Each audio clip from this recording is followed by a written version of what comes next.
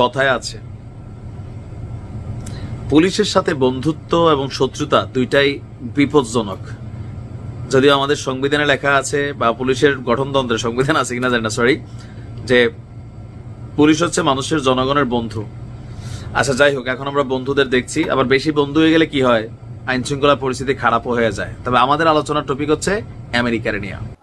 আসসালামু আলাইকুম। আজকের সাবজেক্ট যেটা নিয়ে আলোচনা করব সেটা হচ্ছে আমাদের এই গত 16 বছরে যারা সেনা অফিসার ছিল, যারা বিভিন্নভাবে আওয়ামী লীগ সরকারের হাতে, ফ্যাসিস্ট সরকারের হাতে বিভিন্ন সময়ে বৈষম্যের শিকার হয়েছে, প্লাস তাদের উপরে অন্যায় অত্যাচার হয়েছে, তাদের। আসসালামু আলাইকুম প্রিয় দর্শক শ্রোতা। এবার সেনাপ্রধান ওয়াকারুজ্জামান পদত্যাগ করতেছেন, নতুন সেনাপ্রধান আসতেছেন। সাবেক সেনা কর্মকর্তা কর্নেল মোস্তাফিজুর রহমান গুরুত্বপূর্ণ তথ্য দিয়েছেন। আশা করি সম্পূর্ণ ভিডিও জুড়েই থাকবেন। চলুন ভিডিওতে বিস্তারিত দেখে আসি।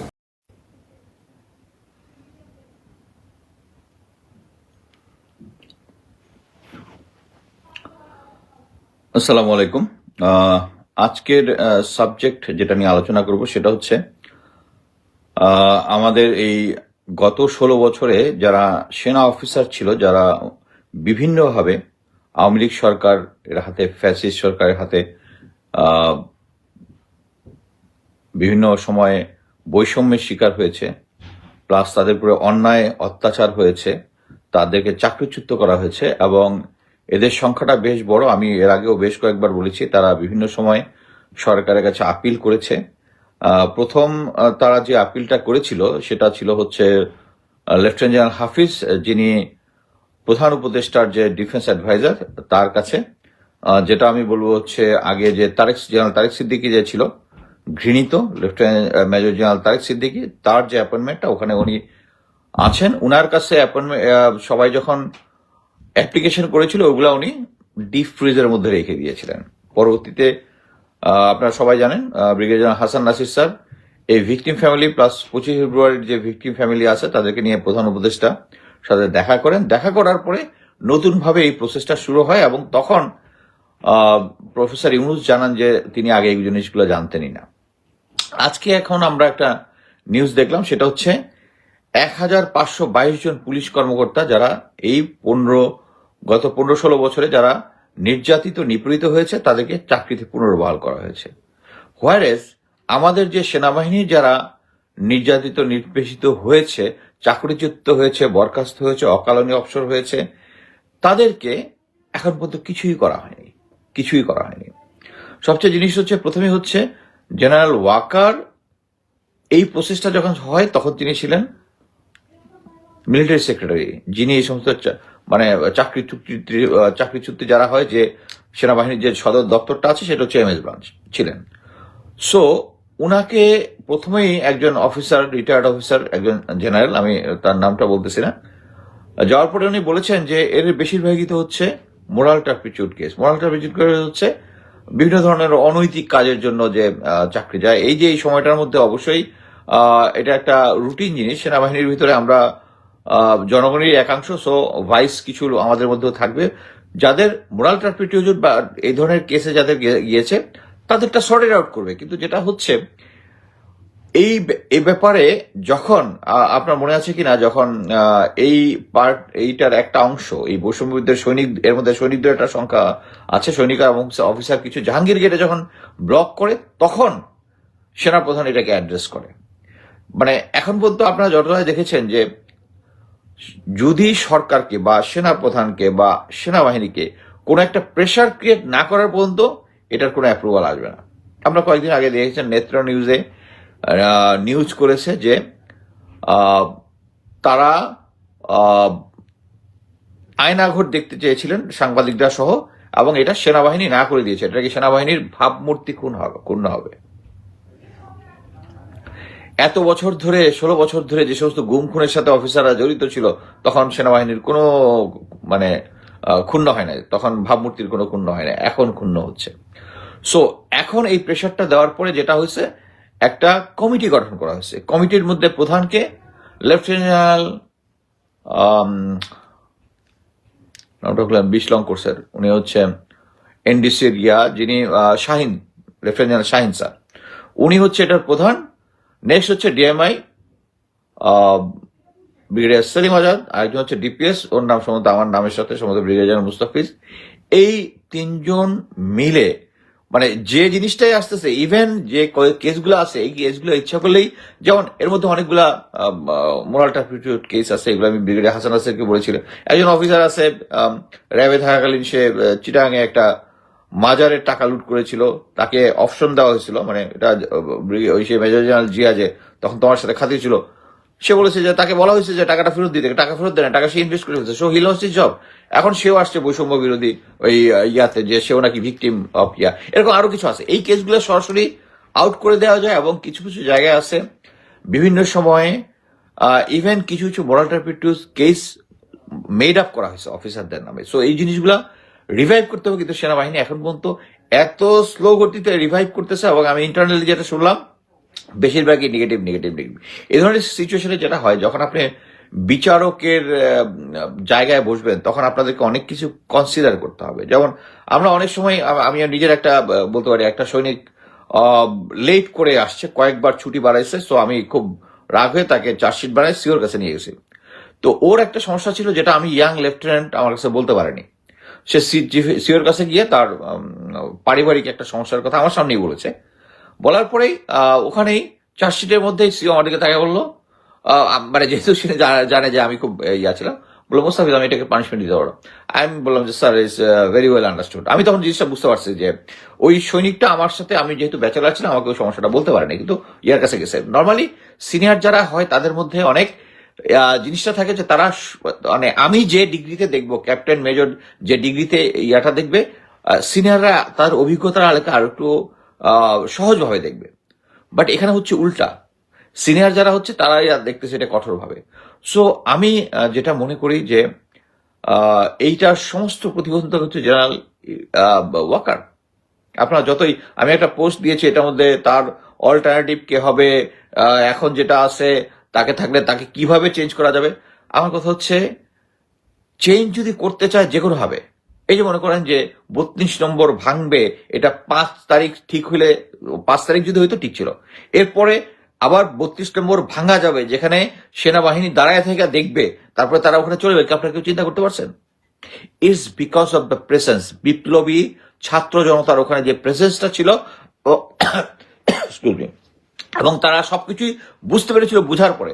এই যে মনে করেন যে তারপরে এই যে আয়নাঘর নিয়ে ওখানে যাওয়া যাবে না, ওখানে ইন্সপেকশন করা যাবে না, সাংবাদিকদের নেওয়া যাবে না, নেত্র নিউজ একটা ইয়া করেছে, সাথে সাথেই ওখানে রাজি হয়ে গেছে। তখন প্রফেসর ইউনূস বলেছে যে তিনি দেশি বিদেশি সাংবাদিক নিয়ে ওখানে যাবে।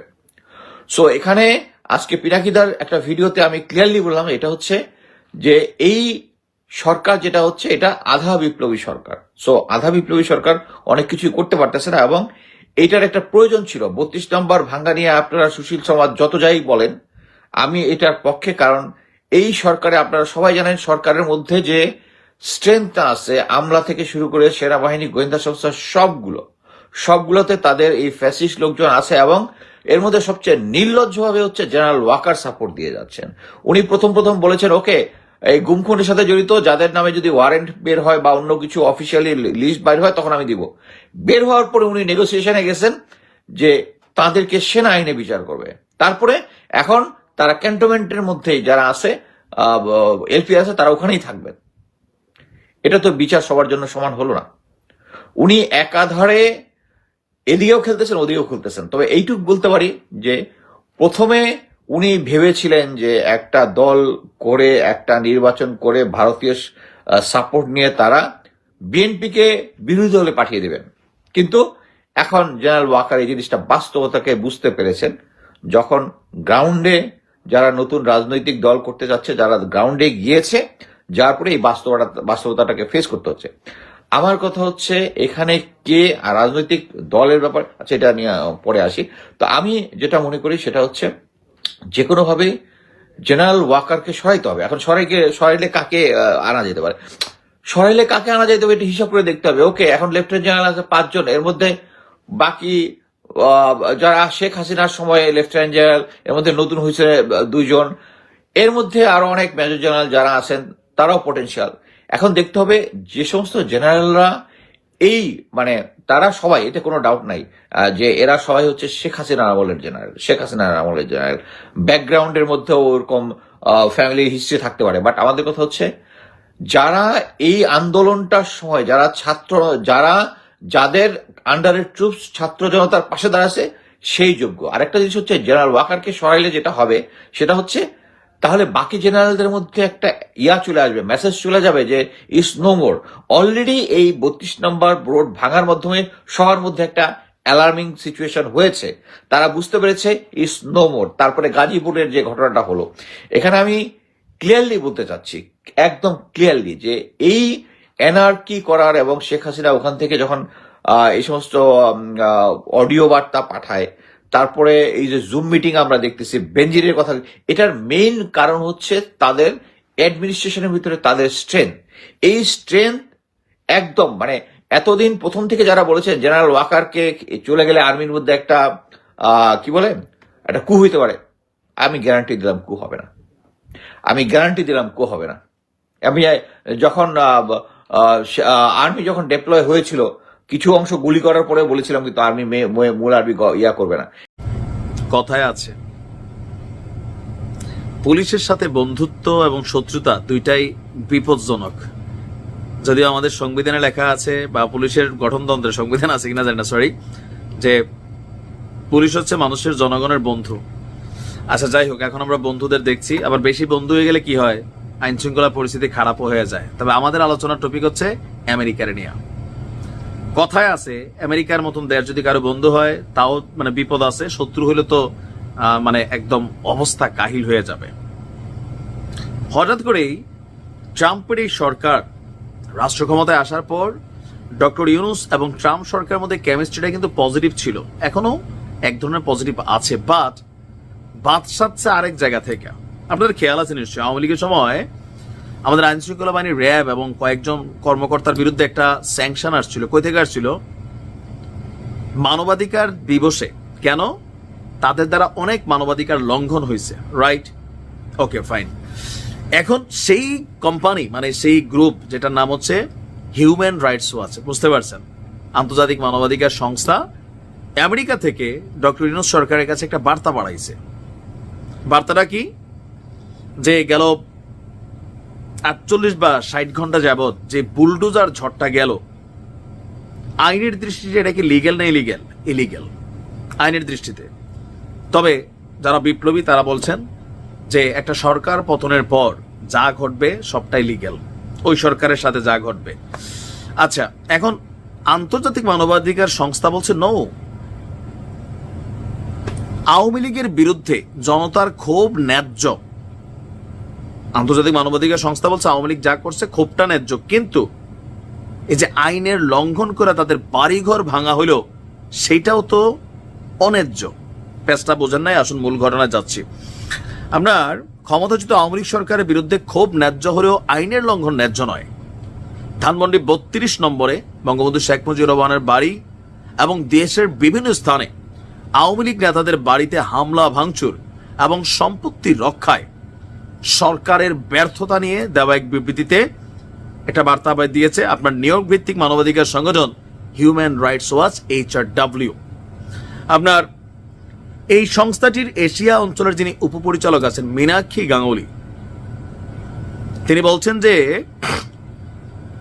বিপ্লবী জনতা না, উচ্ছৃঙ্খল জনতা ক্ষমতাচ্যুত প্রধানমন্ত্রীর পারিবারিক বাড়ি ধ্বংস করেছেন। দেখেন, এই হিউম্যান রাইটস এর কারণে আগে বিএনপি অনেক সুবিধা পাইছে, আমেরিকার অনেক মানত ভালোবাসত। কেন? আওয়ামী লীগের বিভিন্ন ইস্যুতে এই সংস্থাটা অ্যাক্টিভ ছিল। ইভেন সরকারের বিভিন্ন জায়গাতে স্যাংশন খাওয়াইছে, ওই স্যাংশন এখনো বলবৎ আছে। আজকে আবার সেই বার্তার একটা অংশ, যখন আগে যারা মজলুম ছিল তারাই এখন ওই মানবাধিকার সংস্থার দৃষ্টিতে নির্যাতকের ভূমিকায় চলে আসছে, আর আগে যারা নির্যাতক ছিল তারা এখন মজলুম ভূমিকায়। সময়ের খেলা এটা। আপনার জাতিসংঘ মানবাধিকার কাউন্সিলের অধিবেশনে একটি সর্বসম্মত প্রস্তাব উপস্থাপন করতে অন্তর্বর্তী সরকারের প্রতি আহ্বান জানানো হয়। যদিও সরকার এখন বলছে যদি আর এরকম কোনো ঘটনা হয় কঠোর হস্তে দমন করা হবে। HRW মনে করে বাংলাদেশের ন্যায় বিচার দেখতে আগ্রহী জনগণের জাতিসংঘ সমর্থিত প্রক্রিয়াকে সমর্থন করা উচিত, যা সহিংসতা এবং প্রতিশোধের বদলে একটি নিরাপদ গণতান্ত্রিক ভবিষ্যৎ গড়তে সহায়তা করবে। বিবৃতিতে বলা হয়েছে, তথাকথিত বুলডোজার শোভাযাত্রা নাম ঘোষণা দিয়েই হামলা চালানো হয়েছে, ইভেন যা সোশ্যাল মিডিয়াতে প্রচার হয়েছে, কিন্তু কর্তৃপক্ষ মানে সরকার এই পর্যন্ত সম্পত্তি রক্ষায় ব্যর্থ হয়েছে। গত বছর আগস্টে নির্যাতন, বিচার বহির্ভূত হত্যাকাণ্ড, জোরপূর্বক গুমসহ 15 বছরের দমন পীড়নের পর ছাত্র জনতার আন্দোলনের মুখে শেখ হাসিনা পদত্যাগে বাধ্য হন, নির্বাসনে গিয়েছেন। আর ধারাবাহিক অন্যায্য নির্বাচনের মাধ্যমে ক্ষমতায় ছিল তার সরকার।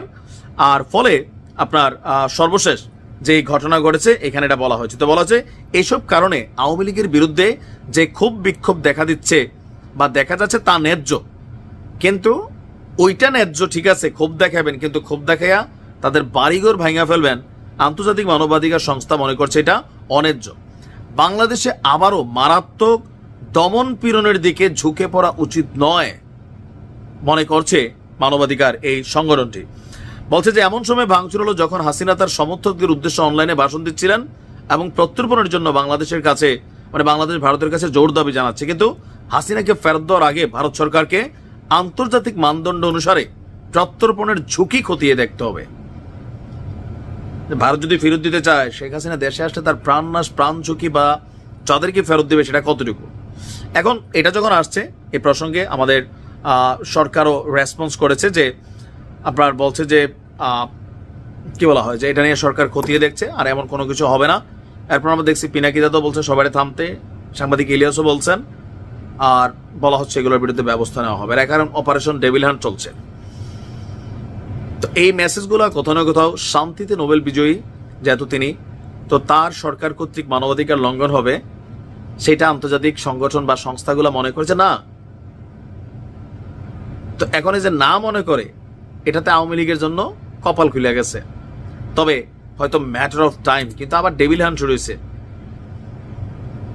কিছুটা সুবিধা পাবে এখন আওয়ামী লীগের সাথে যা ঘটবে। আগে বিএনপি যে অ্যাডভান্টেজটা পাইতো, জামাত যেটা পাইতো, এটা এখন আওয়ামী লীগ পাওয়া শুরু করবে। আন্তর্জাতিক মানবাধিকার সংস্থার মূল থিম হচ্ছে আমারে মারছে এই জন্য আমি রিটার্ন মারমু, এটা হইতে পারে না। কিন্তু আমরা যে বাঙালি বোঝে না, তারা বিদেশি সাদা চামড়া, আমরা বাঙালি কই তুই আমারে একটা কিসবি, তোর তো দাঁতের সাফা থাকতো না, রাইট? একবার খালি ফাইয়া লই রে বাড়ির গাড়াত, এরকম ডাক দে, খেলা হবে। HRW এর বাংলাদেশে এসে কোর্স করা উচিত, বাঙালি কিভাবে প্রতিশোধ দেয়। ভালো থাকুন। দর্শক শ্রোতা, ওয়াকারুজ্জামান সেনাপ্রধান যিনি আছেন বর্তমানে, তিনি পদত্যাগ করুক এবং নতুন সেনাপ্রধান নিয়োগ দেওয়া হোক। এর পক্ষে থাকলে অবশ্যই আপনি লিখবেন, বিপক্ষে থাকলেও লিখবেন। আজকে এই পর্যন্তই। আল্লাহ হাফেজ।